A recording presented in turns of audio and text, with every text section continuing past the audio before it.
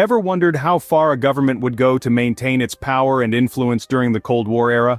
It was a time of intense global tension, a chess match of politics and ideology, with nations vying for dominance on the world stage. At the heart of it all was the Central Intelligence Agency, the CIA, America's first line of defense and its most potent weapon. As the Cold War escalated, the CIA embarked on an unprecedented mission. They launched a covert operation so complex and clandestine, it would forever be shrouded in secrecy and intrigue. This was Operation Chaos, a relentless campaign aimed at infiltrating and disrupting anti-war and radical political groups, not just abroad, but also within the United States. It was a bold and controversial move, one that would push the boundaries of what was acceptable in the pursuit of national security. So, what exactly was Operation Chaos, and how did it come to be? In 1967, under the reign of President Lyndon B. Johnson, Operation Chaos was born. A covert program, cloaked in secrecy and shrouded in mystery, Operation Chaos was the United States' response to a time fraught with tension and turmoil. As anti-war sentiments grew louder, the government perceived these voices as a threat to national security. In the late 60s, the world was a stage of political upheaval, with the Vietnam War serving as a backdrop that fueled discontent and dissent. This was the climate that gave rise to Operation Chaos.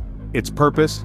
To monitor, infiltrate, and potentially disrupt anti-war movements within the country. It was an attempt to control the narrative, to maintain the status quo, and to protect what the powers that be saw as the nation's integrity. A chilling testament to the lengths a government might go to maintain control, Operation Chaos was a complex web of surveillance and subversion. But what did the CIA do during Operation Chaos, and how far did they go? The CIA during Operation Chaos used a range of unsettling tactics to achieve its goals. The agency, in its relentless pursuit of internal security, employed a wide array of methods to infiltrate, surveil, and gather information from groups it deemed threats to national security. One such tactic was the infiltration of activist groups. Under the guise of like-minded individuals, CIA operatives would join these organizations, gaining their trust and access to their plans. Next, the CIA undertook intense surveillance operations. The lines between private and public blurred as the agency tapped phones, intercepted mail, and monitored meetings. This was a time when the right to privacy seemed to be a mere illusion. Lastly, information gathering was crucial. The CIA compiled extensive dossiers on thousands of American citizens, collecting every shred of available data. These tactics, often crossing ethical boundaries, were the unsettling reality of Operation Chaos. The operation lasted for 7 years, but what were its outcomes? Let's delve into that in the next segment. After 7 years of covert operations, Operation Chaos was finally brought to light. The year was 1974. The Watergate scandal had shaken the nation, and in its wake, Operation Chaos was exposed.